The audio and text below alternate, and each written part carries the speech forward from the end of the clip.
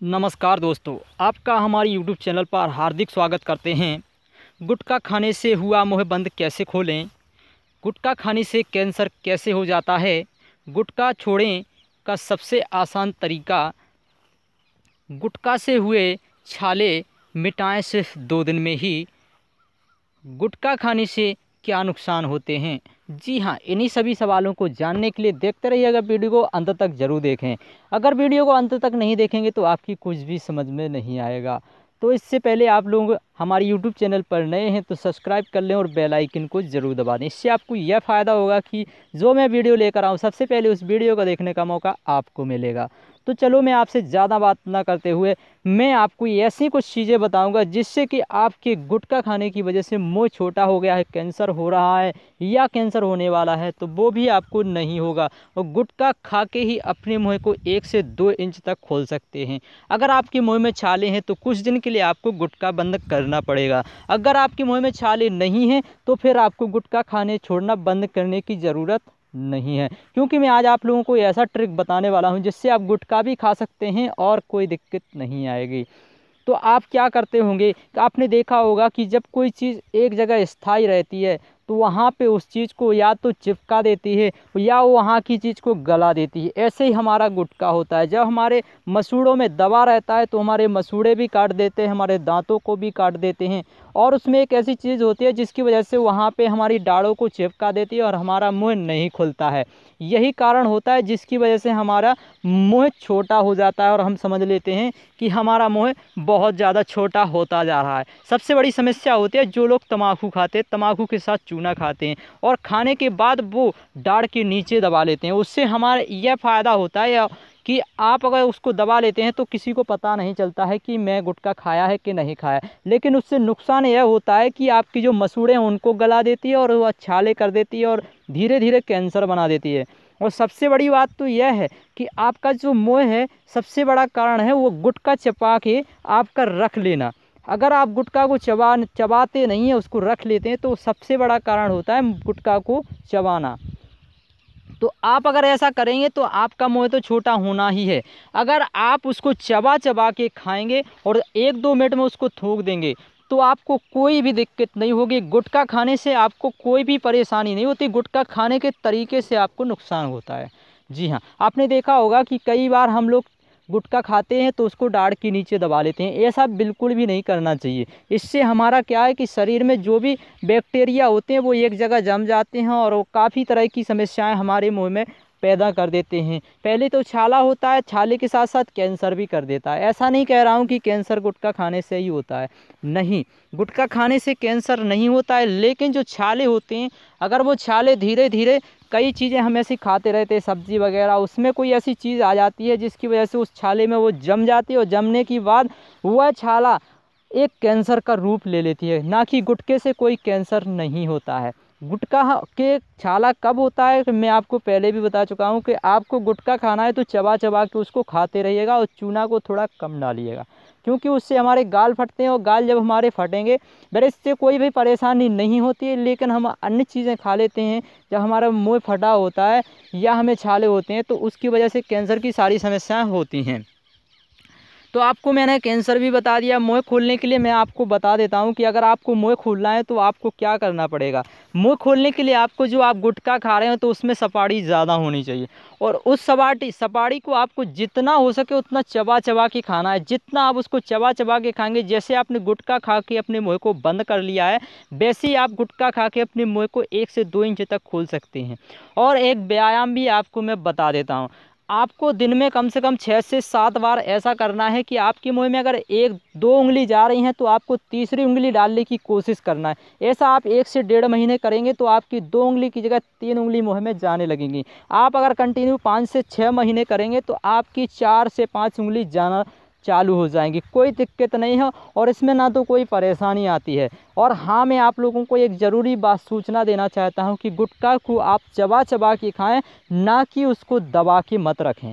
दबा के रखेंगे तो वैसे मैं आपको बता ही चुका हूँ कि क्या परेशानी होती हैं। गुटखा छोड़ने का सबसे आसान तरीका, जी हाँ, गुटखा छोड़ने का सबसे आसान तरीका क्या है जिससे हम गुटखा छोड़ सकते हैं? वैसे हमें बताइए, गुटखा खाने से कोई हमारी वैल्यू तो नहीं बनती है, यहाँ तक कि आप किसी भी बड़ी पार्टी में जाते होंगे, कई बड़े बड़े लोगों से मिलते होंगे और अच्छे लोगों से भी मिलते होंगे, ख़राब लोगों से भी मिलते होंगे, लेकिन जो इंसान अच्छा होता है, वैसे हमने देखा होगा जो इंसान गुटखा खाता है उसकी तरफ इंसान मुँह लगा के बात नहीं करता है, क्योंकि हमारे मुँह से थूक निकलता है और थूक निकलेगा तो सामने वाला आपसे ज़्यादा बात नहीं करेगा और निकल लेगा। और अगर उस समय आपने गुटखा नहीं खाया है तो अगर आपकी बातें अच्छी लग रही हैं तो वो आपकी बातें भी सुनेगा और कुछ बातें आपको भी बताएगा, क्योंकि बातें एक दूसरे से करने से नॉलेज बढ़ता है, ना कि आपको कोई हानि नहीं होती है। तो इससे आपको नुकसान यही होगा और फ़ायदा आपको क्या होगा इससे आपको, कि आप गुटखा नहीं खाएंगे तो आपके कपड़े भी गंदे, क्योंकि हम बार बार थूकते तो वो थूक हमारे कपड़ों पे गिरता है। क्योंकि मैं भी पहले खाता था, मैं सफ़ेद कपड़े पहना करता था तो हमारे कपड़े गंदे हो जाते थे, तो एक दो बार मैंने पहने और उनको रिजेक्ट करना पड़ता था। सबसे बड़ी प्रॉब्लम यही होती थी। मैंने भी एक दो वीडियो देखे, तो वीडियो देखने के बाद मुझे पता चला कि हाँ ये बात तो सत्य है, लेकिन मैंने उससे उसी दिन ठान लिया कि मैं आज से गुटखा नहीं खाऊंगा। तो सबसे आसान तरीका है गुटखा छोड़ने का कि अपने दिमाग में ठान लो कि आज से मुझे गुटखा नहीं खाना है, तभी आप गुटखा छोड़ सकते हैं। बाकी ऐसा कोई उपाय नहीं है कि आप गुटखा छोड़ दें। अगर आप गुटखा खाना चाहते हैं तो गुटखा को चबा चबा कर खाएं, और गुटखा को कब खाएं, जब आप किसी से मिल ना रहे हों, किसी के पास आप जा ना रहे हों, अकेले हों। अकेले में आप गुटखा खा सकते हैं। जैसे आप पढ़ाई कर रहे हैं तो पढ़ाई करते होंगे तो आप उसको गुटखा को आपने दबा के रखते हैं, तो वहाँ पे भी आपको एक दिक्कत है कि आपको कैंसर बन सकता है, छाले भी हो सकते हैं, आपको मुँह छोटा भी हो सकता है। तो आपको गुटखा को चबा चबा के खाना, जितना हो सके उतना। गुटखा से हुए छाले मिटाएं सिर्फ 2 दिन में। जी हाँ, अगर आपको गुटखा से छाले हो चुके हैं तो आपको मिटाने के लिए ज़्यादा मेहनत करने की ज़रूरत नहीं पड़ेगी। आपको लेना है नींबू। जी हाँ, आप सोच रहे होंगे कि नींबू से तो हमें वह ज़्यादा नुकसान करेगा। नहीं, नींबू से आपको नुकसान नहीं करेगा, थोड़ी देर के लिए कष्ट होगा, लेकिन आपको थोड़े समय के लिए कष्ट होगा, क्योंकि आपने देखा होगा कई बैक्टीरिया हमारे मुंह में होते हैं जिसकी वजह से हमें छाले बनाते रहते हैं, और नींबू से उसको क्या है कि उसको वो नष्ट करता है। जब हमारा वो नष्ट करेगा तो थोड़ा तो दर्द होगा ही, लेकिन कैसे, वैसे आपने देखा होगा कि जब हमें दांत खाज खुजली हो जाती है तो हम जालम लोशन लगाते हैं तो थोड़ी देर के लिए हमें दर्द होता है, लेकिन हमारी वो ख़त्म कर देती है। ऐसे ही होता है नींबू का। नींबू के साथ आपको मिलाना है काला नमक, काला नमक के साथ हल्दी। हल्दी, तीनों चीज़ों का आपको दिन में 2 से 3 बार आपको कुल्ला करना है। यहाँ तक कि आप अगर कुल्ला करेंगे तो आपको उसको पानी को गुटकना नहीं है, क्योंकि अगर वो बैक्टीरिया आपके पेट में पहुँचेंगे तो आपको पेट में भी कैंसर बना सकते हैं। किसी भी नली में, यानी हमारी धमनियों में या सिराओं में, मतलब सिराएँ वो कहलाती हैं हमारी, जो आपने देखा होगा कि जो नसें होती हैं हमारी धमनियाँ और सिराएँ कहलाती हैं। जी हाँ, जो हमारे रक्त प्रवाह होता है जिन्हें हम बोलते हैं धमनी और सिरा, तो उसी में आप लोगों को बताना चाहता हूँ कि आप जितना हो सके उतना कुल्ला करने की कोशिश करें और उसका पानी बिल्कुल भी अंदर ना ले जाएं। और हो सके तो जब तक कि आपने कुल्ला किया है, कम से कम 10 से 15-20 मिनट, आध घंटा तक, 1 घंटे तक अगर मुंह के अंदर कुछ नहीं जाता है तो और भी अच्छा रहता है। 1 से 2 दिन में आपके सारे छाले ख़त्म हो जाएंगे, कोई दिक्कत नहीं है इसमें। गुटखा खाने से नुकसान क्या होते हैं? वैसे भी मैं आप लोगों को बता चुका हूं कि गुटखा खाने से नुकसान क्या होते हैं, लेकिन मैं आज आप लोगों को ऐसी बातें बताने वाले हैं जो आप सोच भी नहीं सकते कि गुटखा खाने से हमें यह भी नुकसान होते हैं।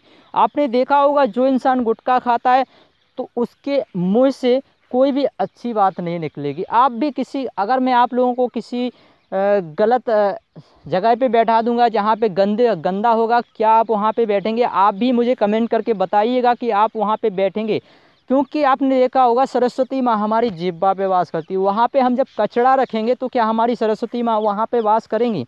अब इस बात को आप समझ लेना कि सरस्वती माँ जब आपके कंठ पे, आपके जुबान पे नहीं बैठेंगे तो आपके मुंह से कैसे शब्द निकलेंगे? तो सबसे पहले मैं आप लोगों को यही चीज़ बताना चाहता हूं कि आप गुटखा को ज़्यादा से ज़्यादा हो सके तो छोड़ने की कोशिश करें। और दूसरी बात मैं आप लोगों को बता दूं कि गुटखा से हमें सबसे बड़ी प्रॉब्लम यह होती है कि हम जब सामने वाले से बात कर रहे होते हैं तो उसके ऊपर हमारा थूक गिरता है और उसका थूक हमारे ऊपर गिरता है। तो जब हम गुटखा खा रहे हैं तो हमें किसी से बात नहीं करनी है। सबसे बड़ा नुकसान यही होता है, जब एक दूसरे का थूक एक दूसरे के ऊपर गिरेगा तो अगर उसको जो बीमारी है वो आपको भी लग जाएगी। छुआछूत की बीमारी काफ़ी ऐसी बीमारी होती है जिसकी वजह से हमें भी नुकसान होता है और अगले इंसान को भी नुकसान होता है। तो यही बात मैं आप लोगों को समझाना चाहता हूँ कि जितना हो सके आप गुटखा छोड़ दें। गुटखा छोड़ने में आपको कोई परेशानी नहीं है। दिमाग में ठान लो कि मुझे आज से गुटखा नहीं खाना है। और जो लोग गुटखा खाते हैं उनसे भी बोल दो कि भाई मैं तेरी संगत जब भी करूँगा, मैं तेरे साथ जब भी रहूँगा जब तू गुटखा खाना बंद कर देगा।